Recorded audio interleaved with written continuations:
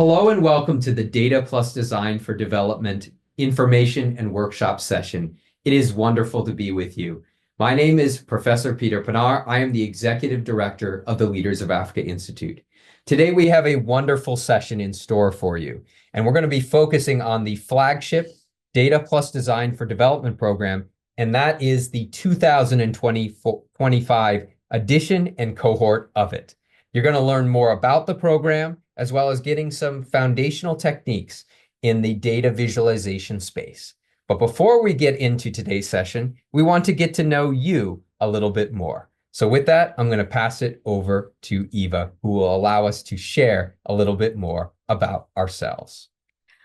Hi, everyone. So good to see you. And thank you so much for joining us today for the Data Plus Design information section. We'd like to know a little bit more about you. So in the chat, could you please share your name, where you are joining us from, the city, and also the country, and also share your research interest in terms of what are you interested in. So this gives us a good idea of who you are so that we'll be able to put a name to some of the faces that are joining us today. So take your time to write your name in the Zoom chat, the country, and where you're joining us from. So thank you. Wonderful. And we can see that many of you are joining from all across the African continent and the world and have some wonderful research as well as professional interests. And we look forward to getting to know you a bit more in today's session, as well as through the application process, which we're going to talk about much later in today's session. So for those of us that are just joining us, again, we want to welcome you to the Data Plus Design for Development Program's information and workshop session for the 2025 cohort. The program is the flagship data visualization and research program for social impact here at the Leaders of Africa Institute. Now, as I mentioned at the outset, my name is Professor Peter Pinar. I have the pleasure of being the Executive Director of the Leaders of Africa Institute. Now, the Leaders of Africa Institute has welcomed scholars and alumni from over 45 countries across the globe, including across the African continent, North America, Asia, as well as Europe, to our programs, including our flagship Data Plus Design for Development program. So if accepted, you are joining a cohort of a truly international institute here at the Leaders of Africa Institute. Now, today's focus of this session, as well as the Data Plus Design for Development program, is data visualization and how we use data for social impact.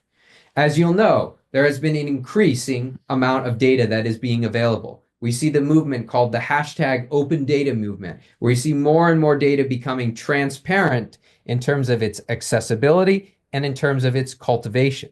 Now, a lot of that data just sits on the shelf. In other words, we cultivate it and we create it and we deposit it, but we don't always analyze it and share it in ways that can inform decision making.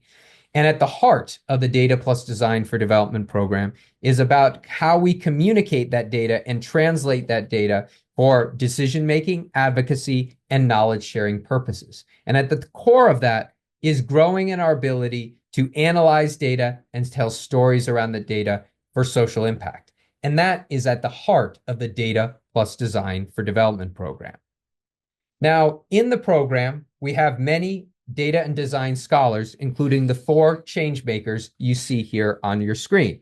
And I'm going to talk a little bit about each of these change makers, what their background is, and how they contributed to the Data Plus Design for Development programs as data and design scholars representing all corners of the African continent, and now where they are currently based, the globe. I want to highlight Mulima here, who is our data and design scholar in the 2024 cohort, joining from Zambia. Her issue and focus was in the areas of public health. She has supported numerous major and international health projects, including PEPFAR, PAC Zambia, and different responses to the HIV/AIDS epidemic. And her focus has been on the monitoring and evaluation side and the research side of dealing with some of these public health concerns. She was in the 2024 cohort of the Data Plus Design for Development program. We have Roland Mahdi, who was part of the 2020 cohort of the Data Plus Design for Development program. When Roland joined the Leaders of Africa Institute's program, he was working in the Prime Minister's office in his home country of Cote d'Ivoire, focused on issues of nutrition and food security. Presently, Roland is a research associate based in the United States in Baltimore at the Johns Hopkins University's Bloomberg School of Public Health. We also have Sakina, who is a scholar in our 2024 cohort, this year's cohort. Her focus was on the importance areas of public health extension and accessibility, thinking about ways in which we improve coverage in health insurance for all people in countries across the African continent and in her home country of Nigeria. We're going to learn a little bit more about her research and other work as we get into today's session.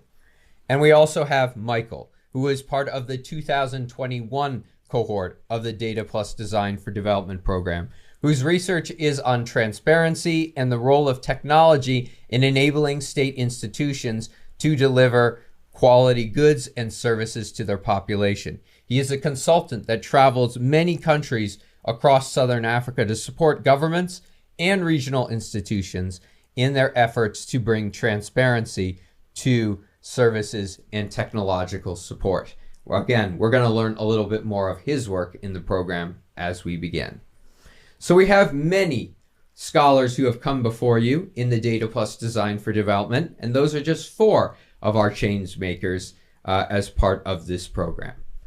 Now, the Leaders of Africa Institute and this program are supported by a number of faculty as well as administrators here at the Leaders of Africa Institute. There is myself. I am the executive director for those of you who are just joining us. My background is in political science, social science, issues surrounding data analytics, and I've been associated with the Afrobarometer Public Opinion Project. We also have the associate director and also co-lead of the Research Methods program here at the Leaders of Africa Institute, and that is Professor Jalili Ghana Adabi, with a focus on agriculture sustainability and participatory development. And then we have to my left here, Miss Eva T., who is the lead for the Data Plus Design for Development program, who will now introduce herself. Hi, and for those who joined us a few moments ago, welcome once again. My name is Eva T. I'm the program lead for the Leaders of Africa Data Plus Design program. My background is in finance, especially looking at financial strategy and also financial products, data analytics, international development, with a focus on looking at the impact of China's involvement in Africa, especially the development aspect of that. So once again, welcome. And I'll go on to tell you a bit more about the Leaders of Africa Data Plus Design curriculum. So one of the things that we do here is that we focus on impact-oriented curriculum.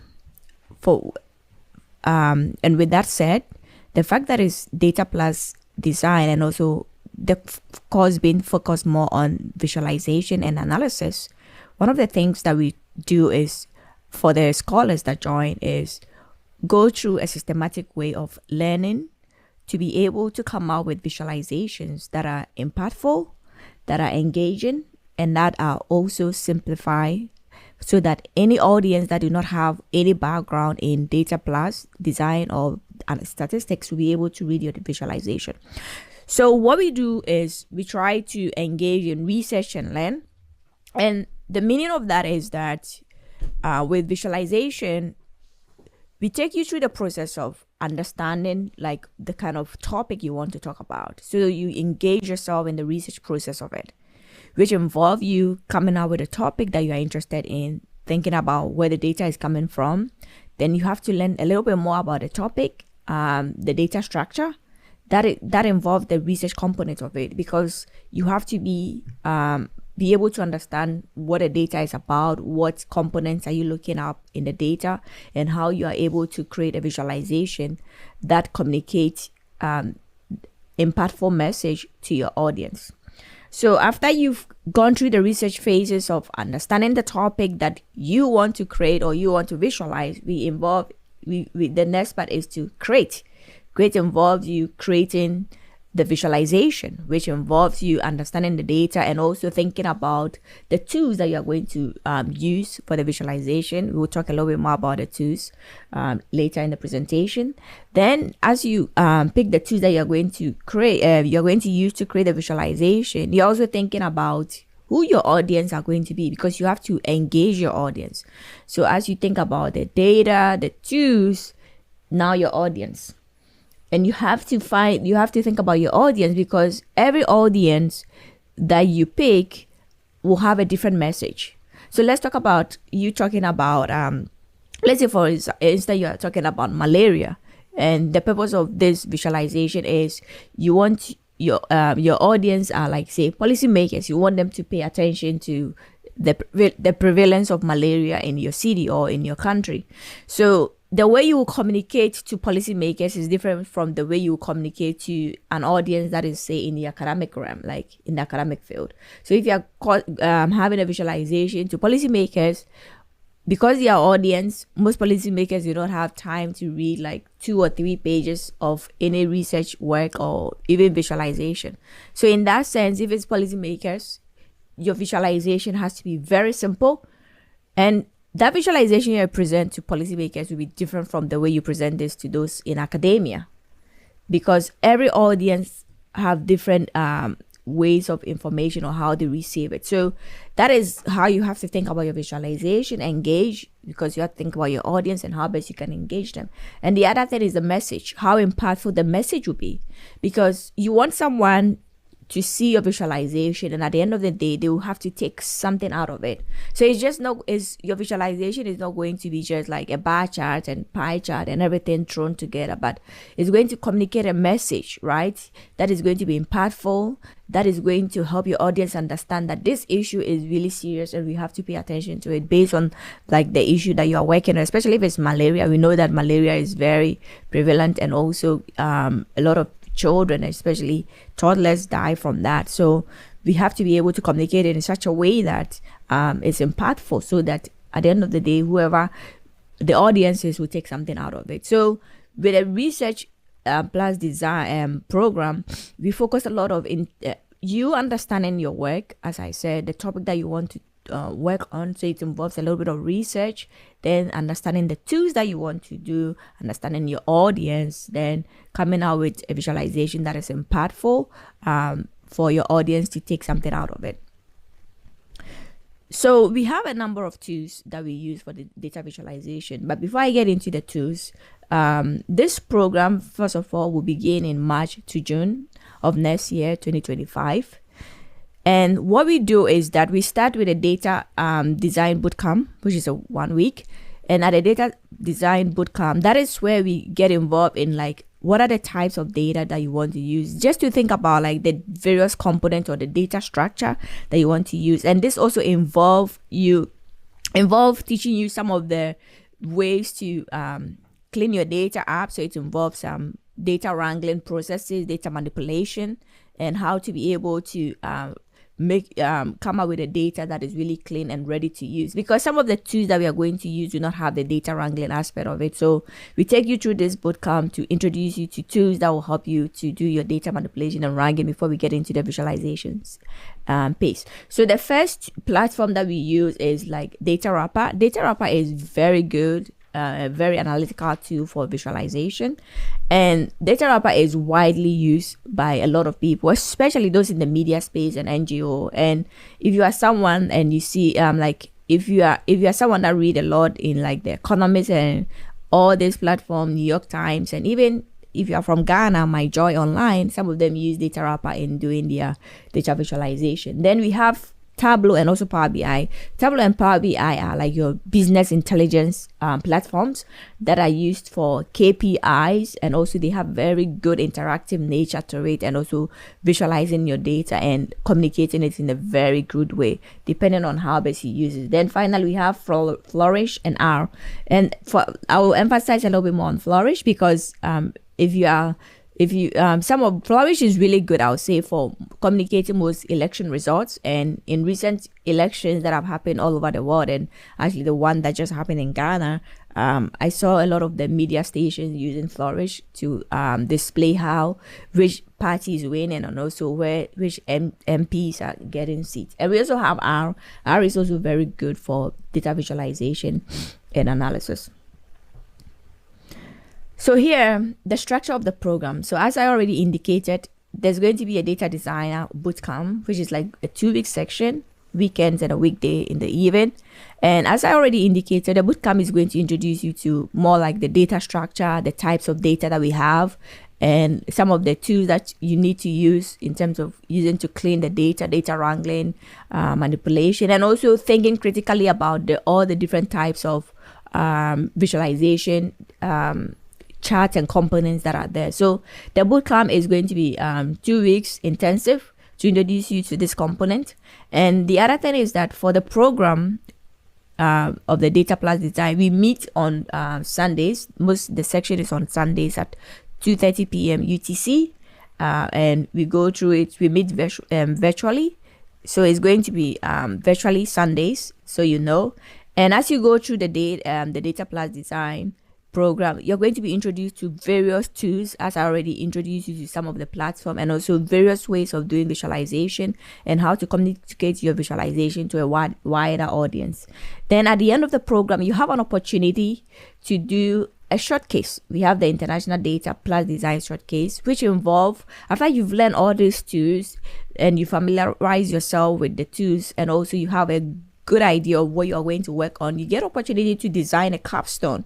And after the capstone is designed, you can use any tools or any platform of your choice, depending on how familiar or comfortable you are using it. So you design a capstone, and we meet here and also do international showcase, where you have an opportunity to present your capstone to our audience all over the world. So these are some of the things that you will go through or you learn throughout the program in the Data Plus Design program.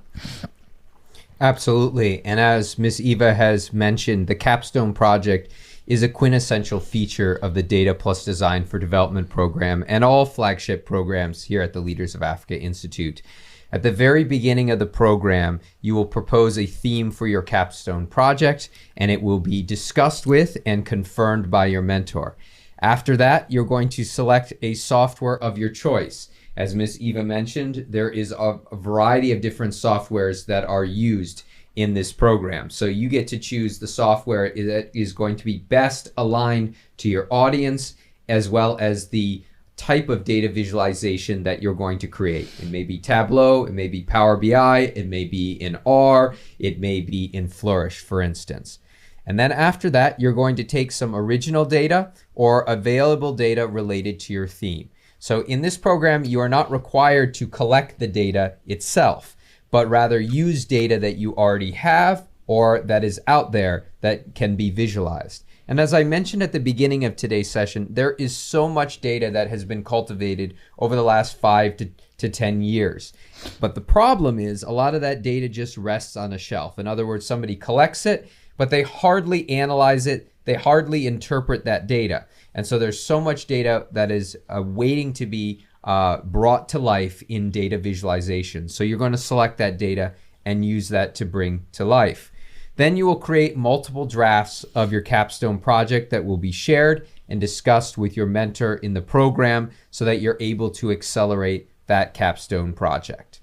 Now, let's take a look at some of the capstone projects that have been shared over the last few cohorts of the Data Plus Design for Development, with an emphasis on the last 2 cohorts.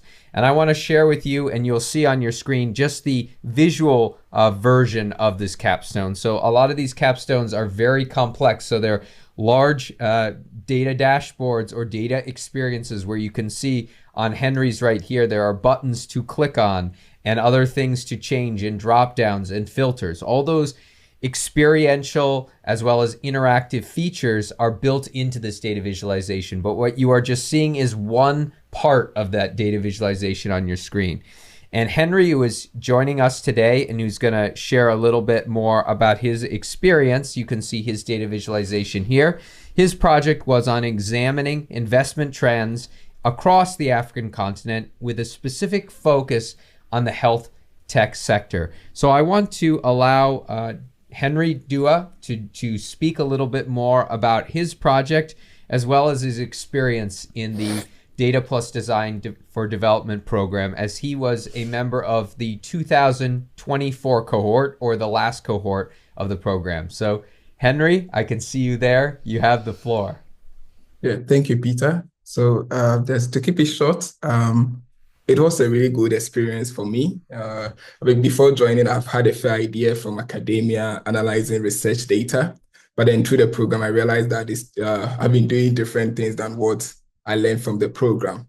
And I think we did an initial assignment where you'll be given some sample data and then you have to analyze using any tool you can, which most of us couldn't do anything great from that.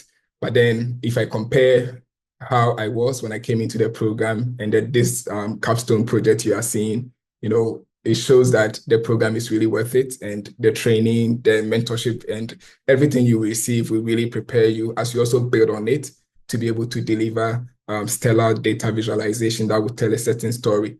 Now, touching on that, you will learn through the program the essence of storytelling. In as much as you want to report on some data, storytelling is very key. It's not just about just analyzing data, picking any chart or dashboards anyhow, but understanding why you need to choose maybe a heat map over a pie chart, why you need to choose a bar chart over any other chart.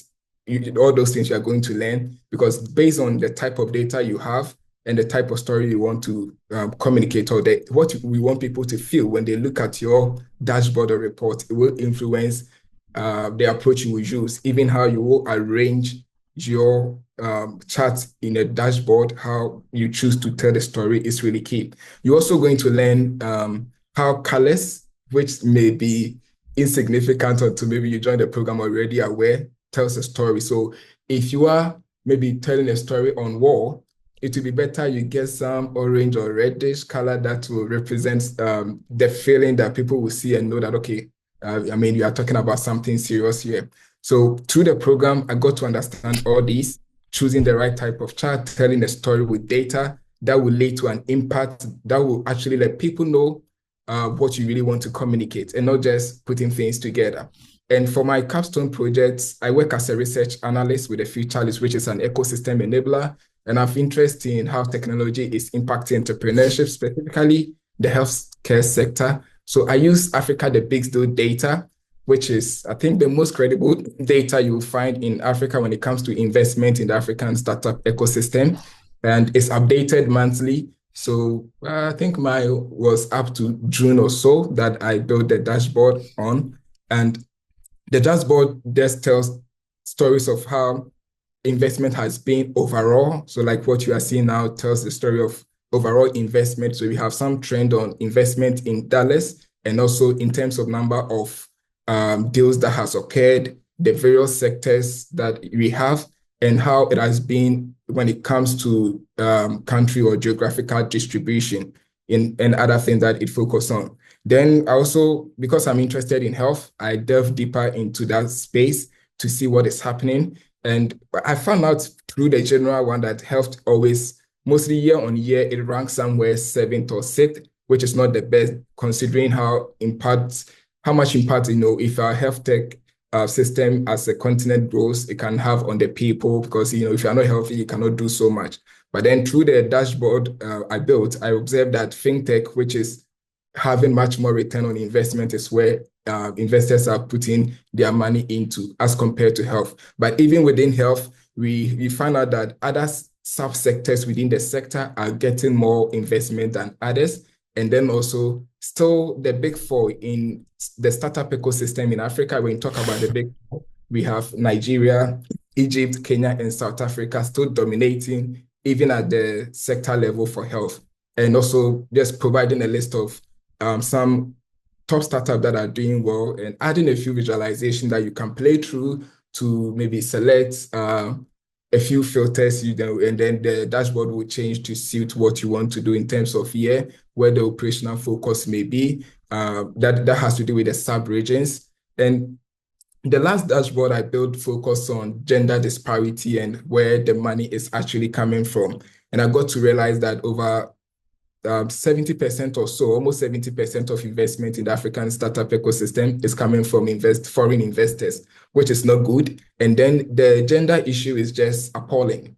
Female founders of startups with a female founder are receiving way less investment as compared to those that are having male founders. And I'm able to tell this story and draft conversation around investment in Africa through the program I participated in, the mentorship I received, and I don't know if Peter will show you, but you have what you call a notebook that will help you track your progress, and you'll be receiving feedback on each dashboard you'll be building until you arrive at your final destination with what you call your capstone project that you get to present on during the the presentation that will be taking place globally.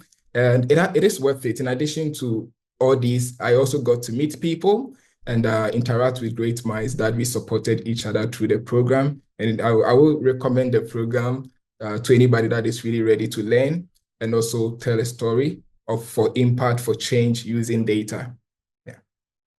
Absolutely. Thank you so much, Henry. And you can see what Henry was mentioning on your screen, which is the Data and Design Notebooks, which is a digital notebook that is used to share your progress throughout the program. There are multiple assignments across the multiple platforms that Ms. Eva had mentioned, Data Wrapper, Tableau, Power BI, and so on. And those projects that are done, or these smaller assignments that are completed, are shared in a digital notebook where the feedback from mentors and instructors is shared, all culminating in what you saw from Henry, and he presented quite nicely his capstone project there. Now, the capstone project for you or anyone who is a data and design scholar can be on any topic. Again, in the case of Henry, as you shared, it's on a topic that you're quite passionate about, improving investment, and particularly improving diverse investment in the health tech sector. But a lot of scholars had other ideas for their capstone projects in the program, including Ngosa, who was a scholar in the 2024 cohort, the last cohort from Zambia, whose interest is on the intersection between food security and climate change. And so she was visualizing data related to climatic change and how that was influencing certain production of agricultural products in Zambia, and tracing some of the elements of climate change, like the change in rainfall, droughts, extreme weather, to outcomes in food security. And that was her project. She was, again, like Henry, one of the award winners at the International Data and Design Showcase this year. We also have another capstone project from Michael. Michael, again, was in one of our earliest cohorts of the Data Plus Design for Development program. And he was interested in tracking public procurement in Uganda and promoting transparency. So as you know, in a lot of countries, there's not a lot of transparency about who gets contracts, government contracts, right? And he wanted to visualize, the different areas and different approaches to procurement and how that varied across different types of companies that were receiving these awards. So you can see part of his data visualization is on his screen, which explains at the very top of it the definitions of the different procurement types. So you can see those right here. And then we can see the changes in the percentage of values of different procurement outcomes. And then you can see whether they were a bid contract, a no bid contract, and then who was getting those contracts. Was it a domestic firm? Was it a large scale international firm? And it was really interesting to see the approach and the findings of this project, because it showed in the case of the Ugandan procurement data that a lot of the no bid contracts were those that were given to domestic entities, whereas a lot of the open bid contracts were those given to international entities. So it's something that makes us think quite a lot about the contracting process, as well as the issues of transparency that may be afoot. Again, this is Michael's capstone. Also, in the 2023 cohort of the Data Plus Design for Development program, we had Nafisatu and Adu, who both had similar projects using some similar data related to traffic accidents and deaths on roads in Ghana. And so they visualized the data. Who are the types of drivers? Which types of roads? What types of vehicles were involved? What time of day were these accidents occurring? Were they fatal? Were they not fatal? These are some of the key questions we might think about if we're trying to design better traffic systems. And if you've been on the road at any time, you'll realize that traffic accidents is one of the highest causes of death and preventable death that we have today. And so they were trying to seek answers and solutions to that by comparing Ghana's data to other data in other countries around the world that have had reforms to their traffic systems and the way in which they deal with preventing accidents. And you can see, again, just a slice of their data visualization. And just like Henry's project, where you had that one dashboard there, you saw that there were several different tabs or dashboards you can get into. You can see in this case that Adu has a storybook version. So if you click on each of these tabs, it's actually going to open up different sections of the data story. And that's a key feature in the data visualization platform he used, which is Tableau. We also have from our last cohort from 2024, we have Sakina's project, which was focused on fostering accountability for fuel subsidy removal in Nigeria. And again, one of the key things that Eva mentioned earlier was that the Capstone project has to align with the audience and the objectives for the data visualization. So not every data visualization is going to be a dashboard or a data story or an animated figure. Sometimes that data visualization is going to be incorporated into a policy paper or a policy brief. And that is exactly what Sakina did with her project. And she was looking at this really interesting area of policy reform that has taken place in Nigeria. And I know many of us from the beginning, when we are sharing where we're from, we're joining from Nigeria.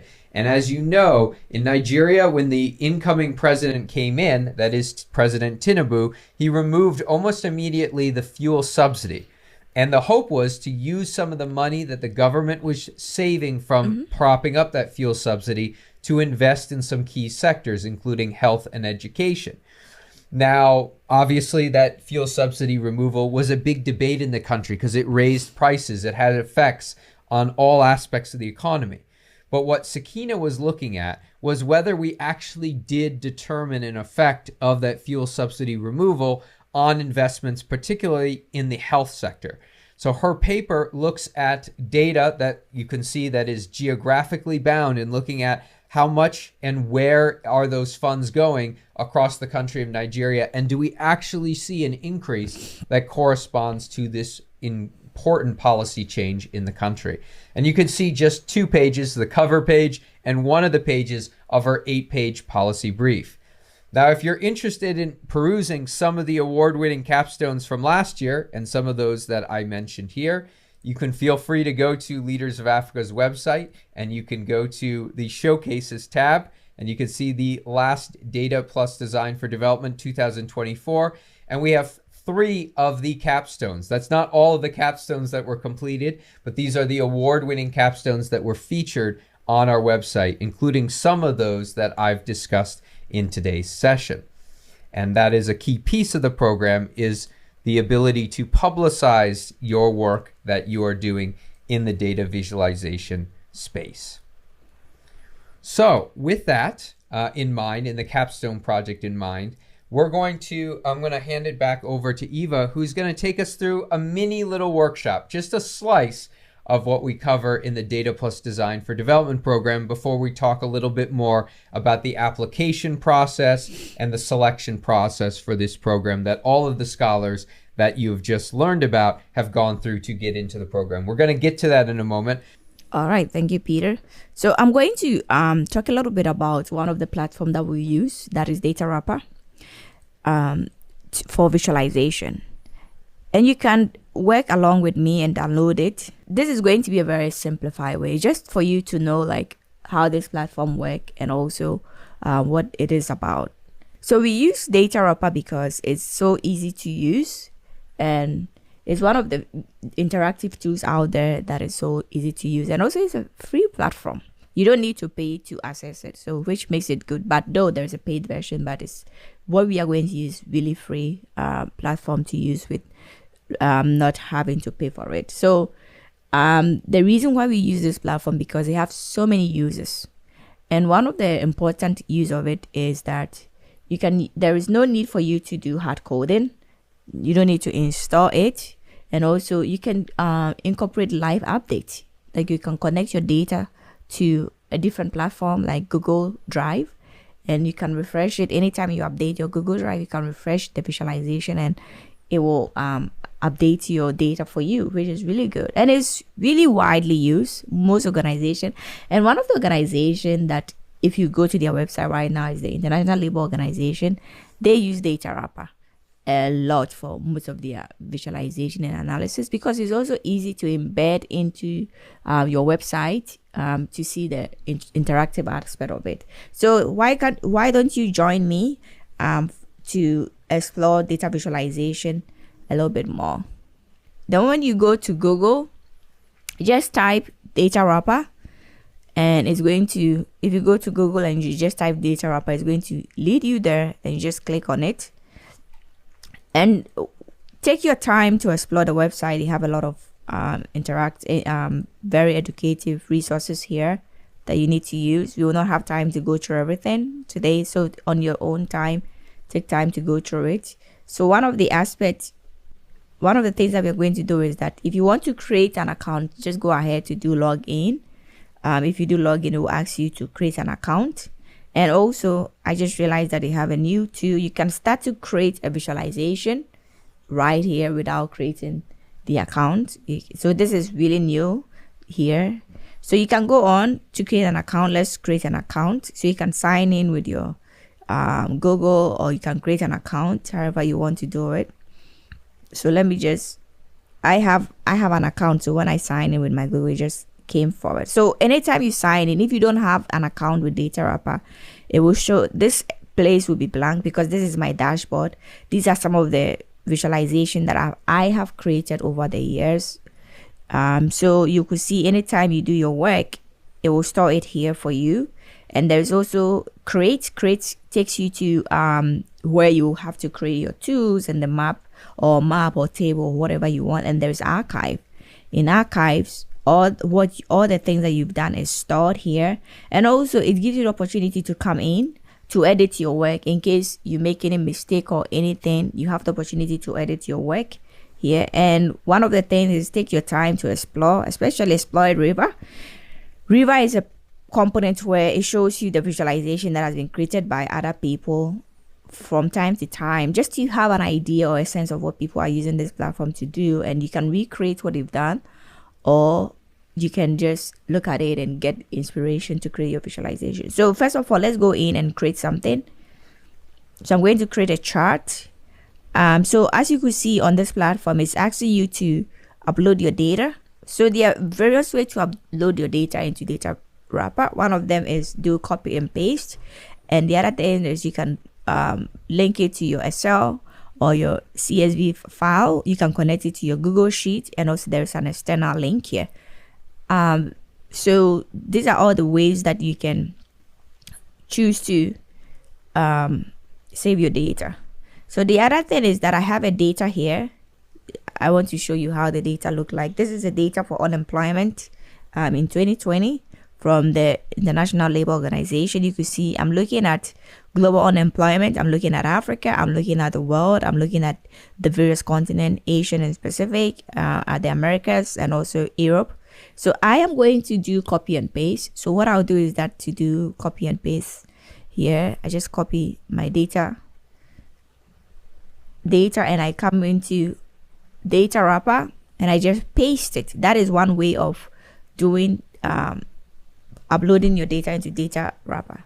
So what I will do is that if you paste your data, it looks this way. The next thing you have to do is to go to proceed. If you proceed, it brings you to a different, it structures your data into a table form, as you could see.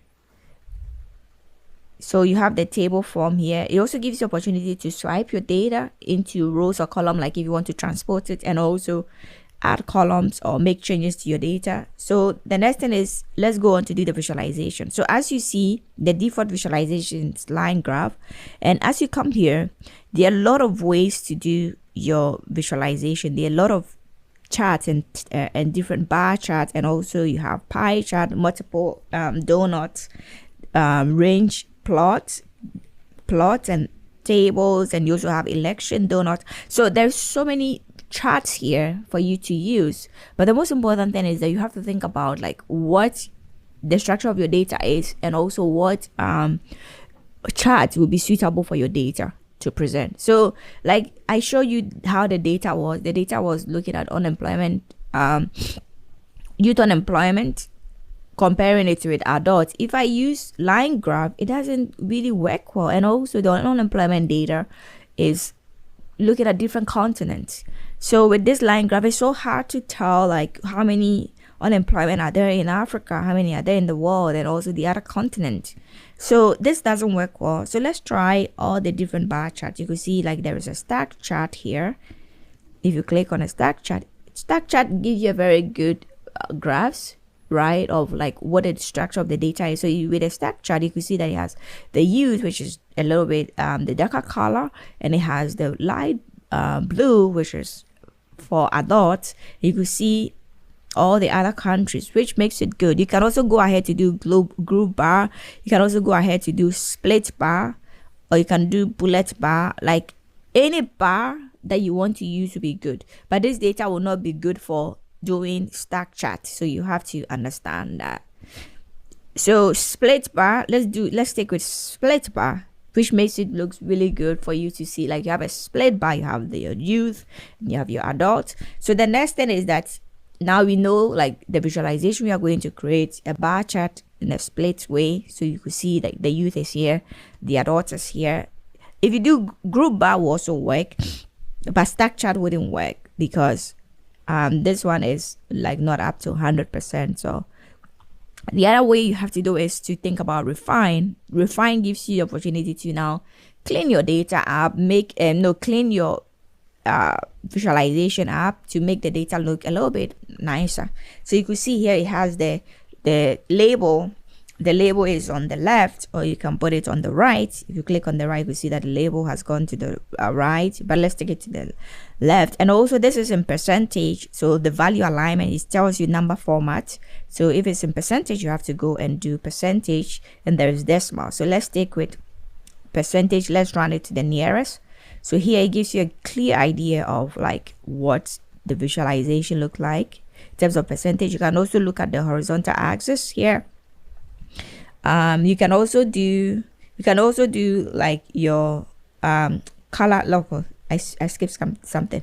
You can look at your color legend.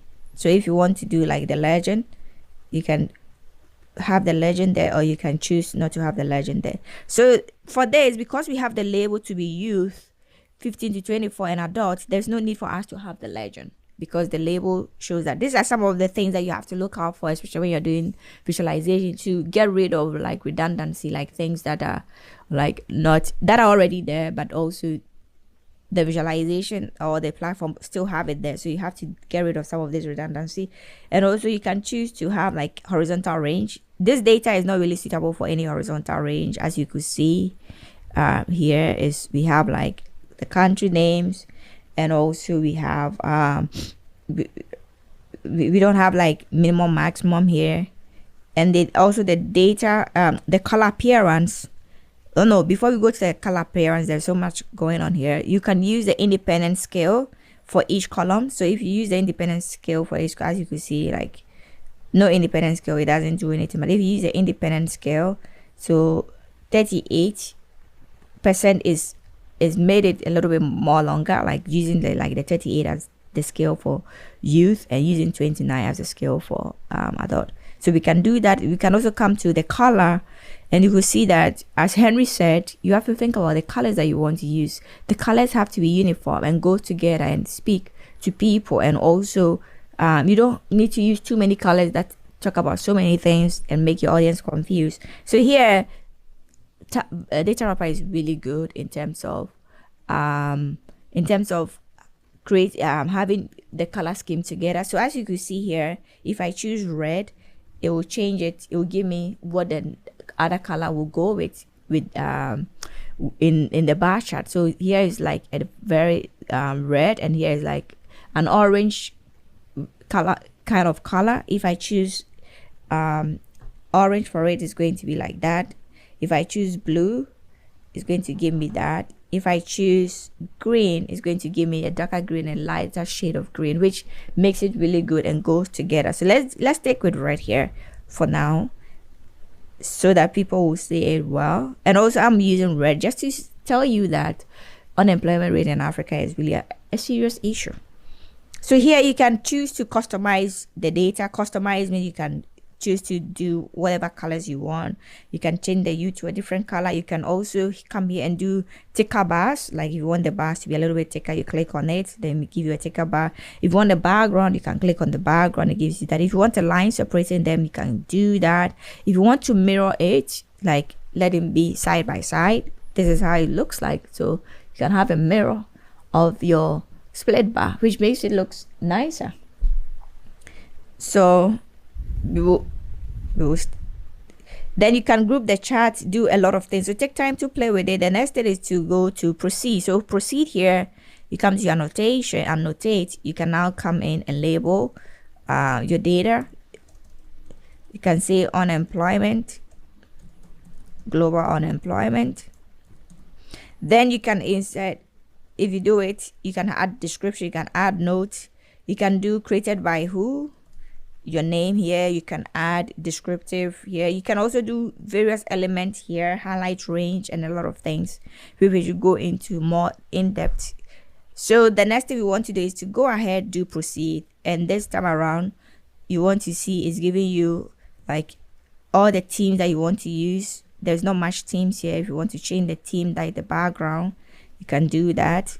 So here it gives you opportunity to say the footer. If you want people to download your data, you can click on it for them to download your data, get the data. Here, I don't want people to do that. You can also embed, you have an embed link here that people can click on it. And here you can make your image downloadable so that it's easy for people to click on it. So the next thing is that also gives you opportunity to share it on social media. So you can just put the social media button here. So if anyone click on Facebook, LinkedIn, it should take them there. So let's go ahead and publish this. So if you publish your work, this is how it looks like. So it's been published, it looks clean, it looks nice. You can go ahead and publish now. So if you publish, you can download your data set, and it gives you the opportunity to use the embed code, especially if you are publishing it on like a website. You can use the embed code here, or embed code. There's the embed code here to put on a website. And the other thing, if you want to share the link with for other people, you can use the link here. And also if you want to download it, you can go on, because it's free. The only way you can download it is in a PNG file.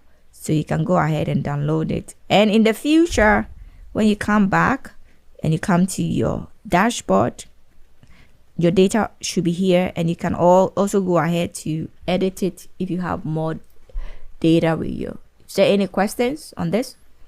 Yeah, feel free to ask any questions in the chat, and we'll address some of those questions at the end of the session. But we wanted to give you a little bit of the feel of the different platforms we use. And one of the nice things about Data Wrapper is that it has this ability to create elegant figures by structuring the way in which the figures are created. You notice that in the platform, there are a lot of different options there, and there's sort of like a data wrapper look, right? It doesn't allow you to change a lot about your figures, but gives you a structure in how you create that data visualization with some additional elements that you can include and that you can adapt, right? And that's the benefit of Data Wrapper.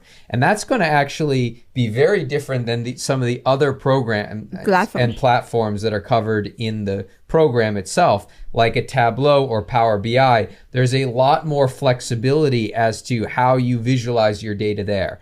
But with flexibility and the power to tailor things comes the power to also make a lot of design mistakes, right? Data Wrapper helps you eliminate a lot of the design mistakes you may make, because you're only making decisions about color, layout, type of figure, things of that nature. Whereas in Power BI, Tableau, where you have all that flexibility, then there's a lot of possibilities for making some design mistakes. And that's something that's really important to emphasize in the Data Plus Design for Development program, is it's not just focused on data, but it has that plus design. And so human-centered design and thinking about how we're designing data experiences for our audience is a focus of this program. So there is a human-centered design component to how we think about creating these interactive data experiences, such as the examples that you saw for the capstone project, for instance, as well as the other materials that are shared. So let's move on, and we're going to take answers to your questions about Data Wrapper at the end of today's program, as well as about the program. But we wanted to say a few things more about the Data Plus Design for Development program, as well as talk about the application process. Mentorship and feedback is a core part of the Data Plus Design for Development program, because the capstone projects that you saw, they're quite extensive, right? They included many different components to them. And so mentorship and feedback is a critical component to taking a very basic concept of a capstone project and ensuring that it can be scaled up into the large scale projects that you saw. So that is a fundamental aspect of the program in each of the cohorts that have come in the Data Plus Design for Development program. So in addition to that personalized mentorship is the advanced competencies in data visualization and analysis. That's a critical benefit of this program. The second part is the international networking that takes place. As I mentioned to you, the Leaders of Africa Institute is a truly international institution that has had scholars across all of our programs from over 45 countries around the world. And in the last Data Plus Design for Development program, there was representation from over 20 countries, including Africa, as well as in the diasporan countries in North America and Europe and Asia as well. So it provides this space for international networking and sharing across the key areas of international development, as well as a peer feedback group that not only is present in the program, but persists as an alumni of the program and an alumni of the Leaders of Africa Institute. In addition to that, we also offer a recommendation letters, particularly for those of you who are applying for funding or grants or other opportunities that are out there. In addition to that, of course, there is the official certificate that you receive from successful completion of the capstone project and all the program requirements at the Leaders of Africa Institute's program. There's also that personalized mentorship in the community that I described, and access to other opportunities that the Institute has to offer. Some of those opportunities is the ability to leverage the Leaders of Africa Institute's platforms and staff for your own work. So one of the things that you will have the ability to do at the Leaders of Africa Institute is to take your capstone project, for instance, that you're interested in and that you've built, and you could even, in addition to the International Showcase, host an event using the media and communications team here at the Institute to be able to shape some of the public discourse surrounding your area of interest and your capstone project. You can see some of the many events that the Leaders of Africa Institute has put on over the years through our media lab. And you, as a data and design scholar, if accepted into the program, will have access to those opportunities. In addition to that, the Leaders of Africa is a value-driven institution, which Eva is going to explain as well a little bit about that. So we have various values that drives our organization here. And as you could see here, we have like a commitment pledge for all the scholars to take, and we emphasize on the need to focus on like equity, justice, and selfless service in your country, because we believe that we all are one people and also contribute to the development of our society. So we have to abide by values that create personal relationship and collaboration among ourselves in the community that we find ourselves, especially with all the various people that you meet here at the Leaders of Africa, and also part of the Data Plus Design Network, because you meet people from different countries and different places. So we want to ensure that there is a collaborative relationship here. There is also personal relationship that you forge with each other, and also creativity, because that is one thing that we really want to promote in this Data Plus Design, bringing out your creative side, and also experimenting with different data set to come up with a very good and impactful story. Then rigor. Involve yourself in rigor research about issues around you, and also engagement. How do you engage your audience, as we've already spoken about?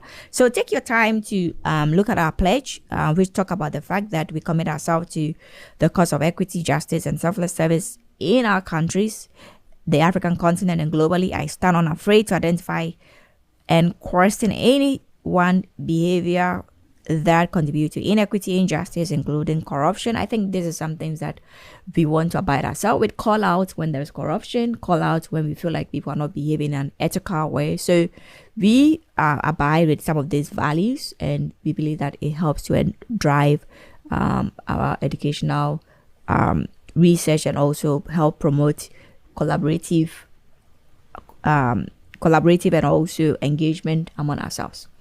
So as Eva mentioned, there is these underlying values that we commit ourselves to, and particularly in the data and advocacy space, we know that we need to be very careful because we are using powerful data to shape narratives, to shape stories. So we must do so in a creative way, but also a way that is for the moral good and that is ethical. And that's another component and discussion that we have in the program. What is that relationship between data and development through an ethical perspective? And it certainly permeates all of our activities here at the Leaders of Africa Institute. As Eva mentioned, this is the pledge that everyone, staff, administrators, instructors, mentors, as well as incoming scholars, embrace as they enter programs here at the Leaders of Africa Institute.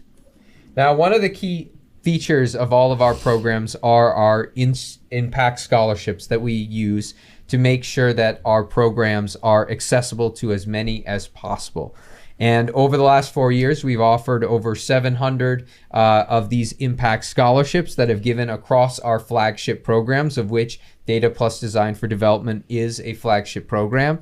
And so these scholarships allow us to lower the cost of the programs here at the Leaders of Africa Institute to make them affordable to our scholars. So for instance, in the Data Plus Design for Development program, the tuition is $3,000 US. However, with these scholarships that have been funded by ourselves as well as our international partners, the program fee is only the nominal program fee of about $200 US.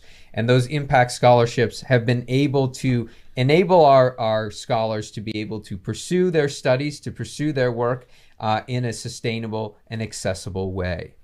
Which leads me to the last part, which is the application process and applying. There is an application portal which can be found through the link that we've been sharing in the Zoom chat.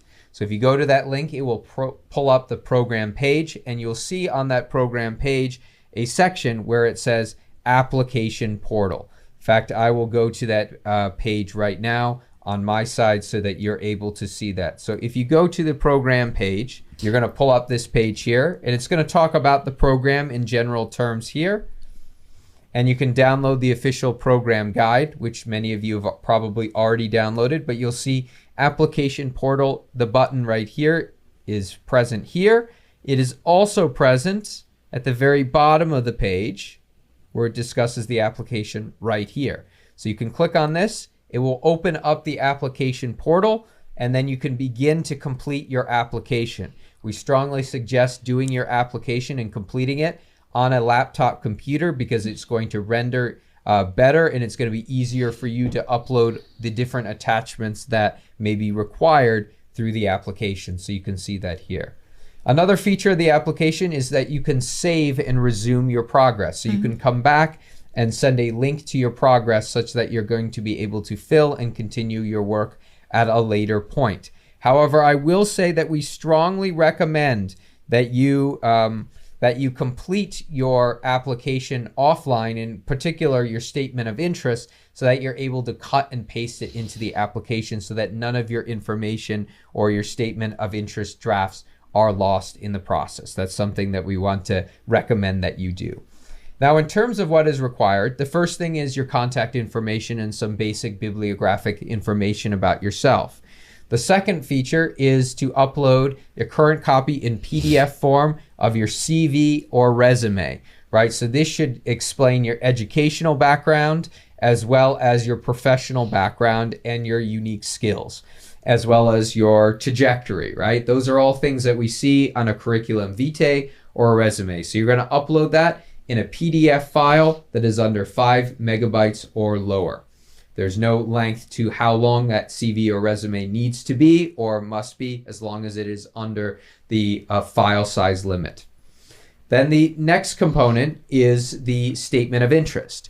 And you're going to share with us in 500 words or less what are your research interests, your thematic and professional interests, what shaped your interests, leading you and shaped your interest in learning how to craft data visualizations and dashboards and use data for impact purposes, what you hope to learn in the Data Plus Design for Development program. And hopefully today's session has given you a lot more things to write about and context to that statement, and in particularly that question. What are your career goals, and how will this program help you achieve your career and educational goals? And I'll tell you one of the key things when it comes from an admissions perspective when awards are given to scholars to be in this program, which is that the statement of interest is the most important document here, alongside the CV. Of course, the CV makes a big difference, but the statement of interest also makes a very big difference in the acceptance into this program. And then finally, there are some supplementary questions that are asked about yourself or your access to certain technology, which is required by the program at the end of the application. And then you hit submit, and then you will receive an email as well as a copy of some of the responses on your application so that you can be assured that your application has been received and is successfully been received. Now, some of you may have applied already, or you may accidentally submit an application but want to make an adjustment later. You can do that, but you need to submit a wholly new application. So you can't go back and you cannot edit an old application. You're going to need to submit a new application, and the admissions committee will only review your most recent application. So in other words, it will throw out an earlier application. If you've already applied and you've attended today's session, you're thinking, oh, I need to edit my application. That's okay. You can resubmit, and that recent one will be the only one that will be looked at by the admissions committee. Now, the deadline for applications is just over a month from now, on January 17th, 2025. And decisions will be rendered about 3 or 4 weeks after that date in anticipation for the beginning of the program in March of 2025, as Eva has already mentioned. So the review process is a very rigorous process. It involves scoring your application from multiple people who are on the admissions committee here at the Leaders of Africa Institute, as well as deliberating on that scoring and each candidate to be able to select that strong cohort for our 2025 cohort. Now, one of the things that I want to mention to you, as you know, this is a competitive process, but I want to encourage you to apply, even though it is a competitive process. And the reason why is that even folks who are not accepted to the Data Plus Design for Development full program may receive admissions to another one of the smaller data and design programs that we offer, that are tailored to people who may not make and meet all of the high requirements or the competitive process or succeed in the application process, but we really think are poised to be ready to participate in the future cohort, right? And that's why we offer a number of smaller programs that you may be placed in as part of the data and design broad umbrella. So we really want to encourage you to apply, because not only are you applying for this program, obviously, but you may be placed in one of these other programs that will allow you to, at least in the short term, get some skills in these critical areas of data visualization and data impact, right? And so this is an important thing to keep in mind when it comes to this application process, because many of us think to ourselves when we see these application opportunities, we think to ourselves, there may not be any possibility for me to succeed in an admissions process. We don't want you to have that thought, because our goal is to support all those folks, as many as we can, to be able to increase their skills in these really important and critical areas. And so with that, I want to open up the floor for your questions. We have some time for your questions over the next few minutes, so feel free to share your questions in the chat, and we will be happy to answer those at this time. Now, Abdul Razak said, are we going to apply through the portal or direct to email? And it is only through the portal. As Miss Eva mentioned, no applications received by email will be considered, because the portal asks all the questions that the admissions committee will need to help them make their decisions for the application. There is no application fee. You do not need to pay to apply. Now, if you are successful in receiving admission to the full program, you will receive an impact scholarship. Everyone who is accepted receives an impact scholarship. In other words, the scholarship decision is made at the very same time and on the basis of the same application as admissions, because we want to make sure that everyone who is accepted has that that the program is accessible to them.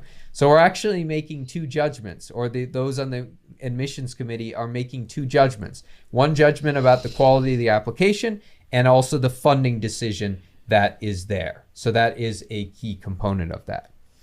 But there is no fee to apply, of course. Kunle says, is there going to be work placement opportunities? There are opportunities for collaborations or contributing to some of the international partners that support the Leaders of Africa Institute. And we do facilitate and we do support that, particularly on a case-by-case basis. Now, a lot of the scholars in the programs here at the Institute come to these programs with different needs. Some are looking for a new position, or they're looking for new opportunities. Many, like those that I mentioned today, are already in institutions presently and are contributing, either as faculty members or as researchers, as program managers. A lot of those folks already have positions. So they're not looking for work placement, but they're rather looking to enhance their skills and also bring their organizations to the next level, including ministries of government. We've had many folks who are presently based in different agencies across government as well who have been in the program. So this program, again, supports a variety of different professionals, those who are faculty, who are professors, those who are graduate students, those who are in ministries of government, those who are in NGOs or organizations, both international as well as local. These are some of the folks that have been supported and have been quite successful in the data and design program in the past. Now, if you're hearing some of those areas and you feel like you're still at your early part of your career, we again want to encourage you to apply. You may receive acceptance into the program. In addition to that, if you do not receive acceptance to the program, there is a likelihood that if you offer a competitive application, that you will be placed in one of these other programs that will allow you to improve your skills and prepare you for the next cohort of the Data Plus Design for Development program.